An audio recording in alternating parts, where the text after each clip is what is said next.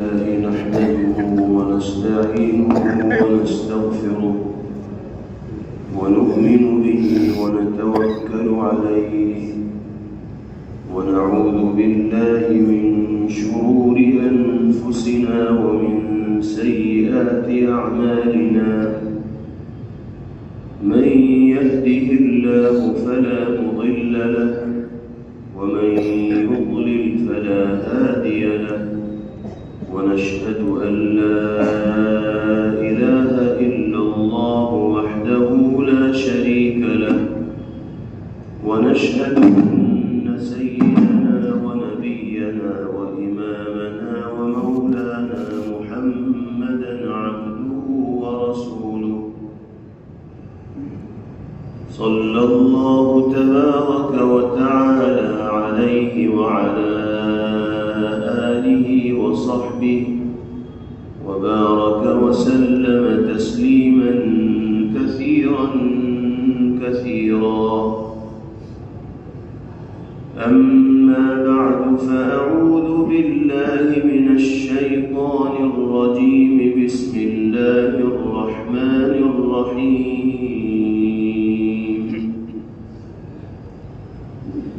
بشر المنافقين بأن لهم عذابا أليما الذين يتخذون الكافرين أولياء من دون المؤمنين أيبتغون عندهم العزة فإن العزة لله جميعا وقد نزل عليكم في الكتاب أن إذا سمعتم آيات الله يكفر بها ويستهزأ بها فلا تقعدوا معهم حتى يخوضوا في حديث غيره إنكم إذا مثلهم إن الله جامع المنافقين والكافرين في جهنم جميعا صدق الله مولانا العلي العظيم.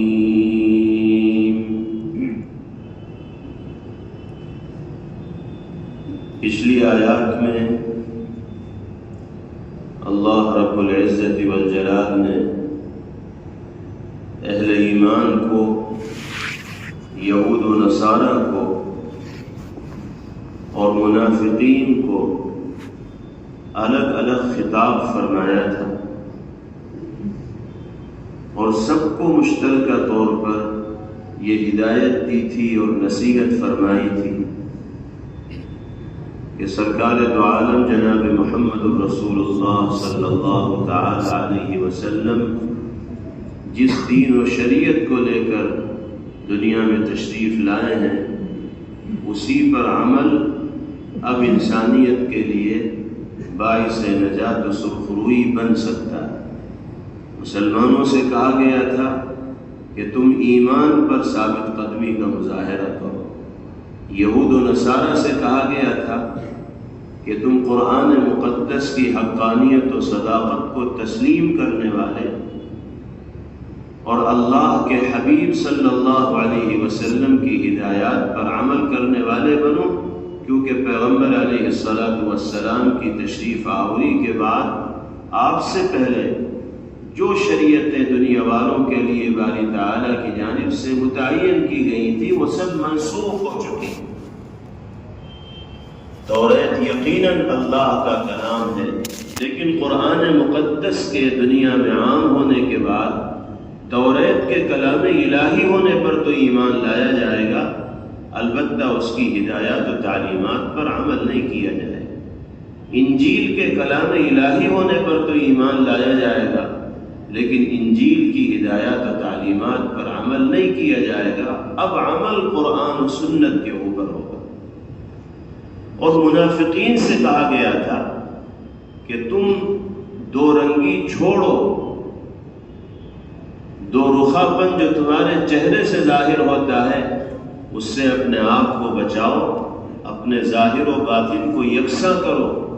دل کے اندر اگر کفر کو چھپائے رکھو گے اور بظاہر اپنے آپ کو مسلمانوں کی شکل میں پیش کرو گے تو انسانوں کی آنکھوں میں تو تم دھول جھونکنے میں کامیاب ہو سکتے ہو، لیکن ہمارے سامنے سے حقیقت کو چھپانے میں کامیاب نہیں ہو پاؤ گے، ہم سب جانتے ہیں.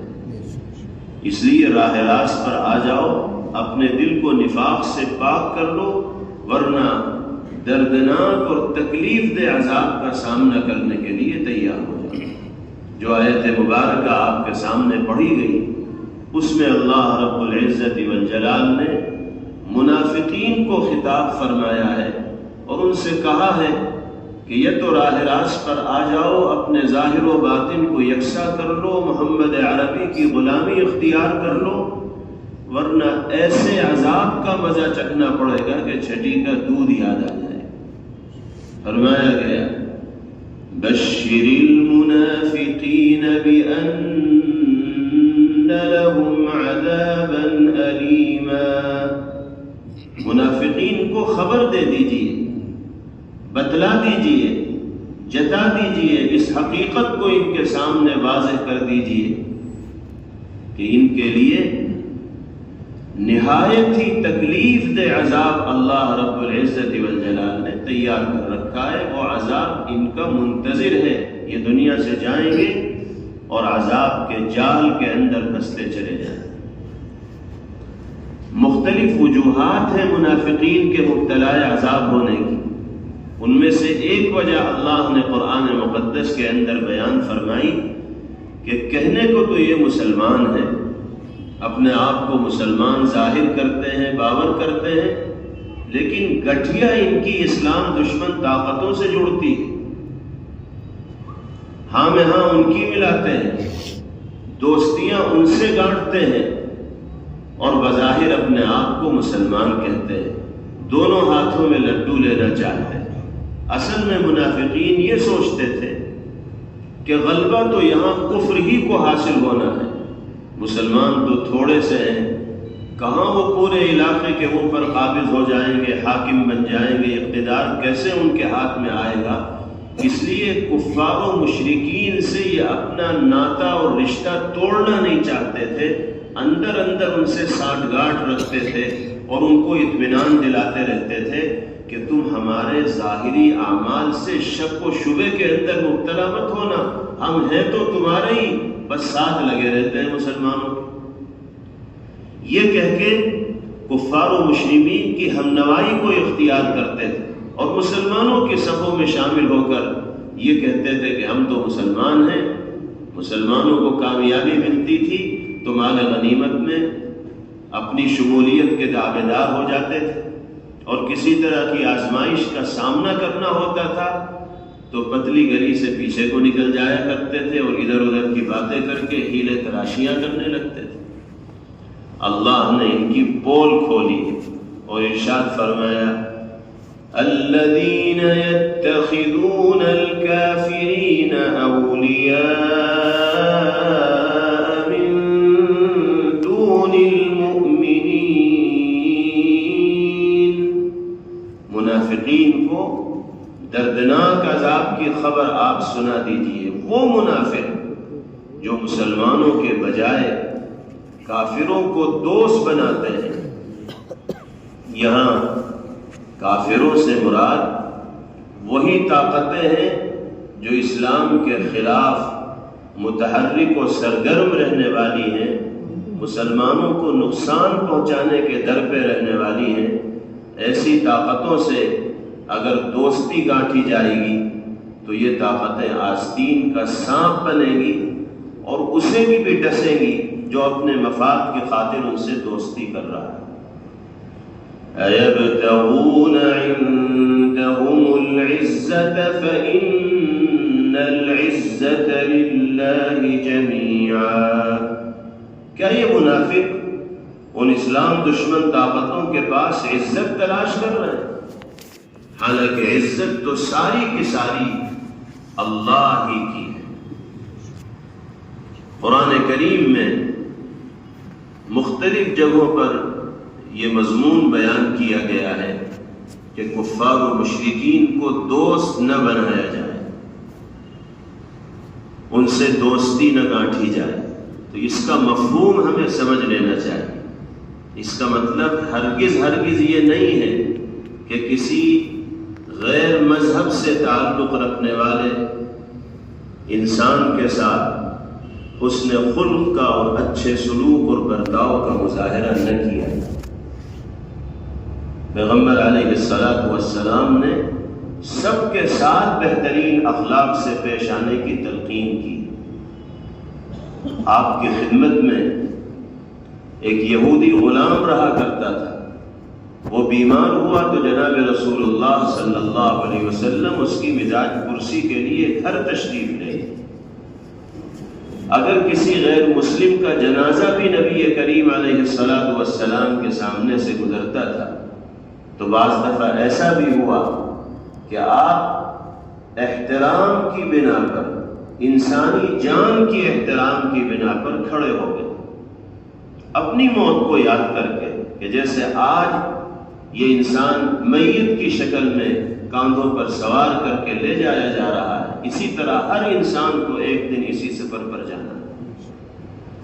اللہ کے حبیب صلی اللہ علیہ وسلم کی زندگی اپنوں ہی کے ساتھ نہیں، غیروں کے ساتھ بھی حسن سلوک اور بہترین کردار سے عبارت ہے۔ جانی دشمنوں کو آپ نے معاف فرمایا اور سب کے ساتھ نہایت ہی پاکیزگی کا معاملہ سرکار دو عالم صلی اللہ علیہ وسلم نے پیش فرمایا۔ اس لیے کفار و مشرکین سے دوستی گانٹھنے کو جو منع کیا جاتا ہے، اس کا مطلب یہ ہے کہ ایسی قربت، ایسا ربط و تعلق ان سے قائم نہ ہو کہ ہم ان کے کلچر کو اپنانے والے بن جائیں، ان کی سوچ کو اپنانے والے بن جائیں، ان کے نظریے کو اپنانے والے بن جائیں، ان کے عقیدے کو اپنانے والے بن جائیں۔ ایک فاصلہ رہنا چاہیے۔ ٹھیک ہے، ہماری تمہارے ساتھ دوستی ہے، ملنا جلنا ہے، آنا جانا ہے، اٹھنا بیٹھنا ہے، لیکن یہ بارڈر لائن ہے، یہ کبھی کراس نہیں ہوگی، اس کو ہم کبھی پار نہیں کریں گے۔ مذہبی اعتبار سے اس سے آگے قدم بڑھانے کی ہمیں اجازت ہے ہی نہیں۔ لکم دینکم ولی دین، ہمیں اسی دین پر چلنا ہے جس سے وابستہ اللہ نے اپنے کرم سے ہمیں فرمایا ہے۔ اپنے دین پر اور شریعت پر عمل کرنے کے سلسلے میں کسی طرح کا سمجھوتا ہم تمہارے سے نہیں کر سکتے۔ تمہیں تمہارا دین مبارک ہو، ہمیں ہمارا دین اور ہماری شریعت مبارک ہو۔ اس طرح کی دوستی سے ممانعت کی گئی۔ یا پھر یوں کہا جائے کہ وہ کفار و مشرکین جو مسلمانوں کے خلاف میدان میں متحرک و سرگرم رہتے ہیں، جان کے دشمن بنے رہتے ہیں، عزت و آبرو کو ٹارگیٹ اور نشانہ بناتے رہتے ہیں، کوئی موقع ہاتھ سے جانے نہیں دیتے مسلمانوں کو نقصان پہنچانے کا، ایسے لوگوں سے کہا جا رہا ہے کہ ان سے بچ کر رہو، ان کی قربت اختیار مت کرو، ان کی ذہنیت بہت خراب ہے، یہ زہریلے ناک کی حیثیت رکھتے ہیں، ان کے قریب جاؤ گے تمہیں بھی ڈسیں گے، تمہارے سماج اور معاشرے کے افراد کو بھی ڈسیں گے۔ اس لیے یہ مفہوم آیت مبارکہ کا اچھی طرح سمجھنا چاہیے، ورنہ غیر مسلم لوگ اس طرح کی آیات کو بھی موضوع بحث بناتے ہیں اور دنیا کو یہ باور کراتے ہیں کہ دیکھیے قرآن میں یہ کہا گیا کہ کسی غیر مذہب والے سے رابطہ اور تعلق نہ رکھا جائے۔ قرآن تو بس انہی لوگوں کے حقوق کی ادائیگی کی تلقین کرتا ہے جو مذہب اسلام کو ماننے والے ہیں، دوسروں کے ساتھ تو نعوذ باللہ بدسلوکی کی تلقین قرآن پاک کرتا ہے۔ اس طرح کی آیات کو پیش نظر رکھ کر یہ بحثیں کی جاتی ہیں۔ اس لیے ہمیں سمجھنا چاہیے کہ ان آیات کا پس منظر کیا ہے اور کس روشنی میں اللہ رب العزت والجلال نے یہ ہدایات جاری فرمائی۔ یہ تو اس سے مراد وہ دوستی ہے کہ جس کی بنیاد پر انسان کی سوچ، فکر، عقیدہ سب بگڑ جائے، ایسی قربت اختیار کرنے کی اجازت قطعاً نہیں دی جائے۔ یا پھر جن سے دور رہنے کو کہا گیا اس سے مراد وہ لوگ ہیں جو مسلمانوں کے خلاف میدان میں متحرک و سرگرم رہتے ہیں۔ خاص طور پر جنگی حالات ہوں. جنگی حالات میں تو موقع کی تلاش میں رہتے ہیں دونوں فریق ایک دوسرے کے خلاف. ایسے حالات میں اگر دوستیاں گاٹھی جائیں گی، ربط بنایا جائے گا تو راز راز نہیں رہے گا. اور جنگی حالات میں اگر راز فاش ہو جائے تو شکست آسان ہو جاتی ہے اور سامنے والے کی فتح ممکن ہو جاتی ہے. راز کو راز رکھا جاتا ہے خاص طور پر جنگی حالات میں، تاکہ دشمن سے مقابلے کے اندر سہولت ہو اور بہتر آسانی کے ساتھ بدلے جا سکے.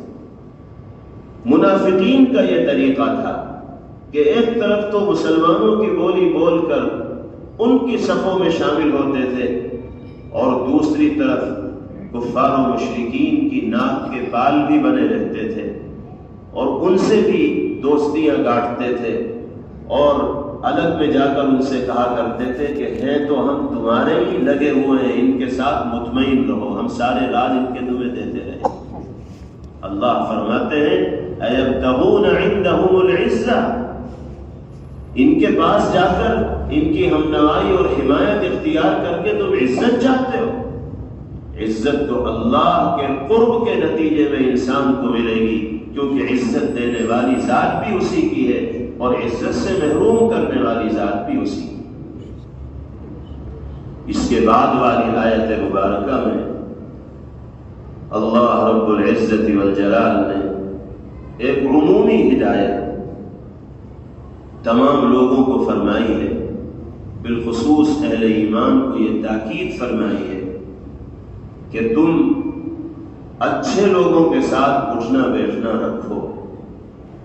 جن مجلسوں میں خلاف شریعت اعمال ہو رہے ہوں، دین کو موضوع بحث بنایا جا رہا ہو، اسلامی قوانین کے خلاف گفتگو اور بات چیت کی جا رہی ہو، اسلامی اصول اور قرآنی ہدایات کا استہزاء اور مذاق اڑایا جا رہا ہو، ایسی مجلسوں میں تمہاری شرکت اللہ کی ناراضگی، غضب اور غصے کو دعوت دینے والی ہوگی. ہر زمانے میں ایسا گروہ دنیا کے اندر موجود رہا ہے جو اسلام اور مسلمانوں کے خلاف مجلس آرائی کیا کرتا ہے، قرآنی اور نبوی تعلیمات کو موضوع بحث بناتا ہے.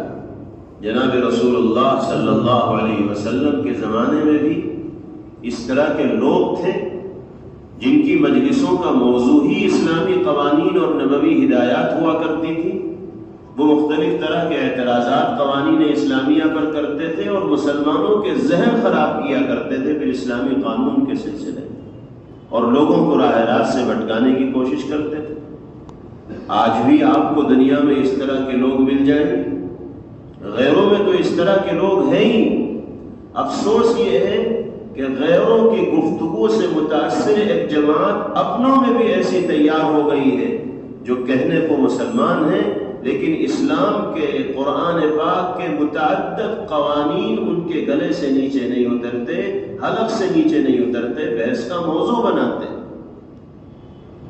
اور مختلف طرح کے شکوک و شبہات کا اظہار کرتے ہیں.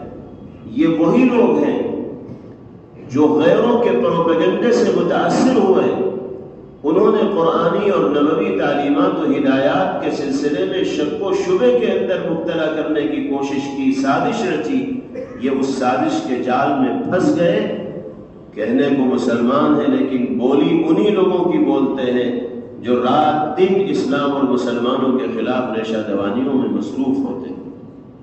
باقاعدہ اسلام دشمن طاقتوں کی طرف سے منصوبہ بند طریقے سے یہ کوشش کی جا رہی ہے کہ مسلمانوں کو فکری اعتبار سے گمراہ کیا جائے اور قرآن اور صاحب قرآن اور اسلامی قوانین کے سلسلے میں شکوک و شبہات کے اندر مبتلا کیا جائے.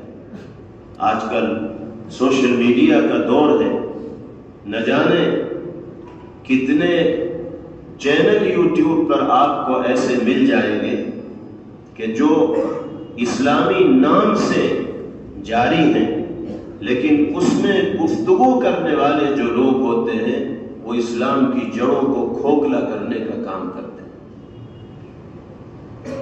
ہر زبان میں اس طرح کی گفتگو کرنے والے لوگ موجود ہیں، کیونکہ ابلیس کی فوج تو ساری دنیا کے اندر ہے۔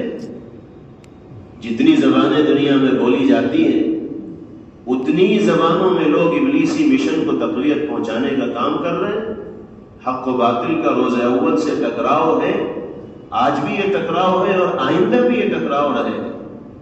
ہماری ذمہ داری اور فریضہ ہے کہ صحیح کو صحیح سمجھیں اور غلط کو غلط سمجھیں، اور جو لوگ اسلام کے نام پر اسلام کی جڑوں کو کھوکھلا کرنے کا کام کر رہے ہیں ان سے دوری بنائیں۔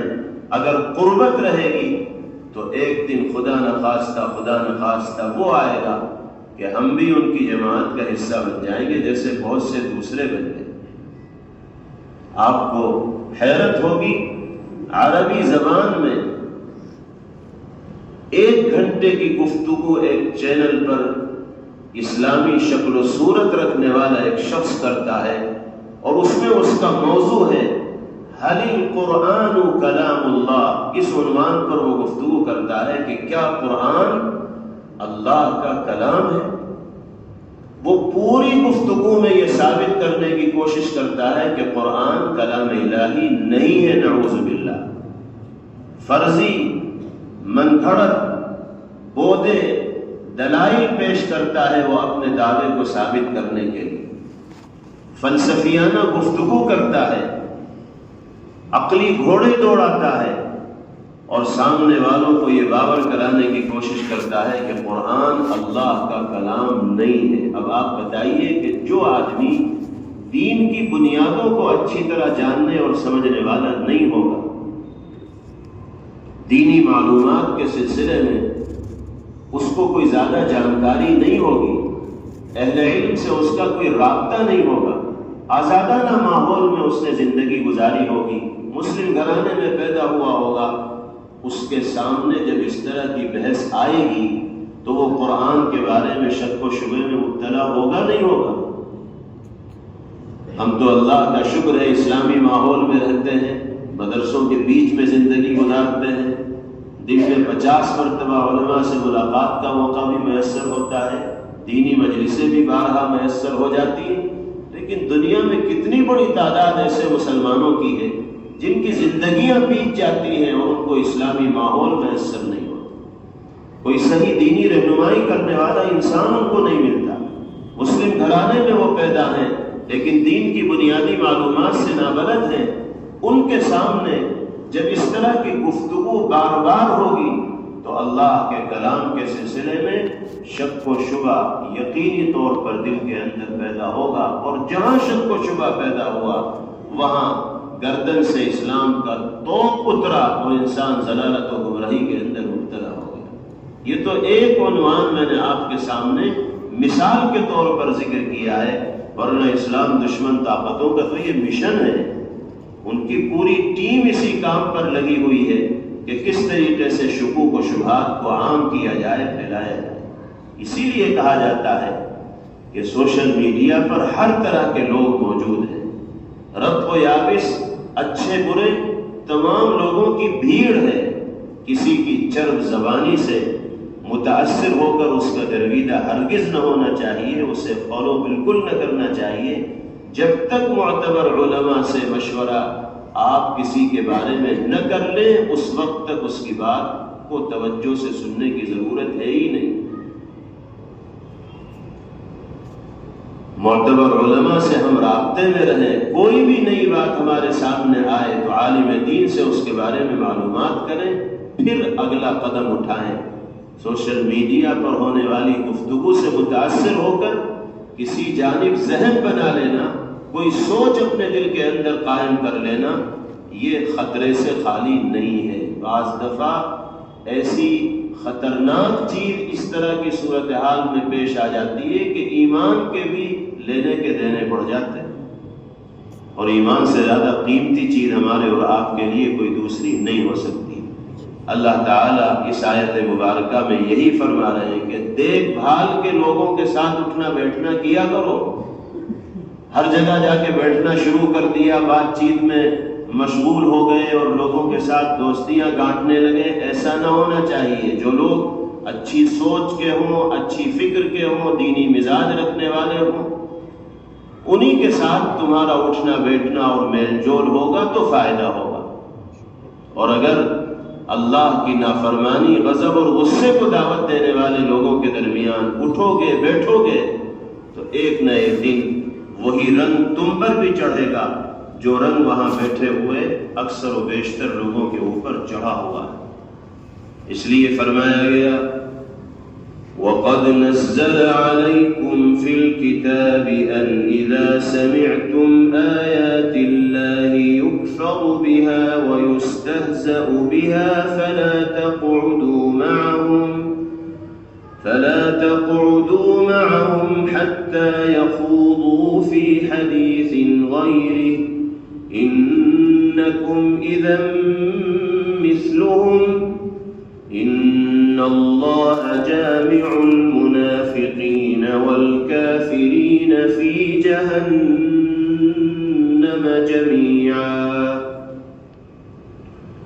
اور اللہ نے کتاب میں یعنی قرآن پاک میں تم پر یہ حکم بھی نازل کیا ہے کہ جب تم اللہ کی آیتوں کو سنو کہ ان کا انکار کیا جا رہا ہے اور ان کا مذاق اڑایا جا رہا ہے تو ایسے لوگوں کے ساتھ اس وقت تک مت بیٹھو جب تک وہ کسی اور بات میں مشغول نہ ہو جائیں، ورنہ تم بھی انہی جیسے ہو جاؤ گے۔ جو سوچ ان کی ہے، جو فکر ان کی ہے، وہی سوچ و فکر تمہاری بھی ہو جائے گی۔ یقین رکھو کہ اللہ تمام منافقوں اور کافروں کو جہنم میں اکٹھا کرنے والے ہیں۔ حضرت عبداللہ ابن عباس رضی اللہ تعالی عنہ ارشاد فرماتے ہیں کہ پیغمبر علیہ السلام سے پوچھا گیا ایُّ جلسائنا خیر یا رسول اللہ، اے اللہ کے رسول ہمارے ہم نشیں کیسے ہونے چاہیے، ہماری مجلس کے افراد کس طرح کی صفات کے حامل ہونے چاہیے، کن لوگوں کو اپنا ہم نشیں بنانا ہمارے لیے بہتر ہے؟ تو نبی کریم علیہ السلام نے 3 علامات اچھے لوگوں کی بیان فرمائی۔ پہلے نمبر پر فرمایا من ذکرکم اللہ رؤیتہ،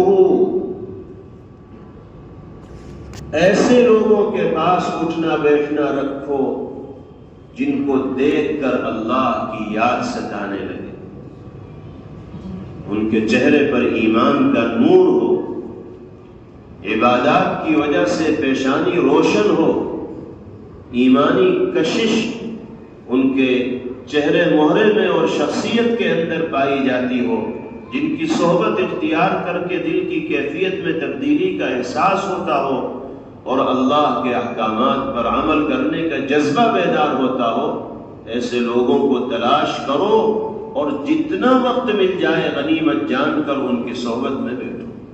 من ذکرکم اللہ رؤیتہ، جن کو دیکھنا اللہ کی یاد تمہیں دلائے۔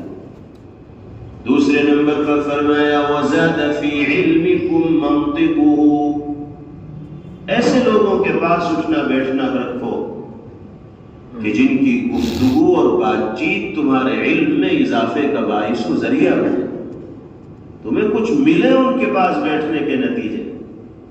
اگر ایسے لوگوں کے پاس بیٹھ رہے ہو کہ جن کے پاس جھوٹ، غیبت، چغلی، الزام تراشی کے سوا کچھ ہے ہی نہیں، تو گناہوں سے دامن بھر کر آؤ گے، اس کے علاوہ کچھ نہیں ملے گا۔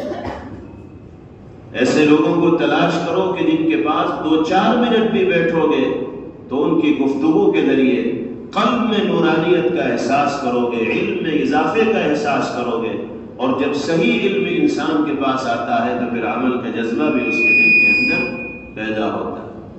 اور تیسری علامت نبی کریم علیہ السلام نے بیان فرمائی وَذَكَّرَكُمْ فِي الْآخِرَةِ عَمَلُهُ، ایسے لوگوں کی ہم نشینی اور صحبت اختیار کرنے کی کوشش کرو جن کا عمل تمہیں آخرت کی فکر یاد دلا دے، جن کا ذوق عبادت، جن کا شوق تلاوت جن کی صداقت و سچائی، جن کے کردار کی پاکیزگی، جن کے اخلاق کی بلندی تمہیں آخرت کی یاد دلا دے۔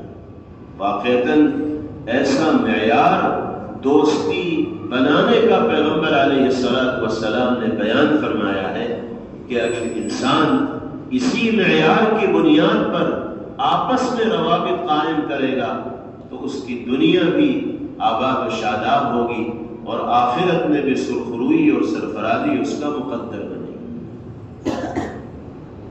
اگلی آیت مبارکہ میں بھی اللہ رب العزت والجلال نے منافقین کی ایک عادت کو ذکر کیا ہے کہ دونوں طرف کی بجاتے ہیں، مسلمانوں کو فتح و کامیابی حاصل ہوتی ہے تو مال غنیمت لینے کے لیے دوڑ پڑتے ہیں، اور کہیں اگر مقابلے کی نوبت آ جائے تو پھر پیچھے نکلنے کے لیے بہانے تلاش کرتے ہیں۔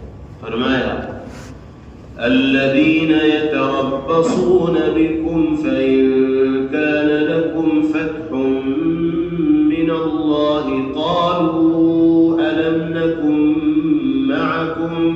اے مسلمانوں، یہ وہ لوگ ہیں جو تمہارے انجام کے انتظار میں بیٹھے رہتے ہیں، چنانچہ اگر تمہیں اللہ کی طرف سے فتح ملے تو تم سے کہتے ہیں کہ کیا ہم تمہارے ساتھ نہ تھے؟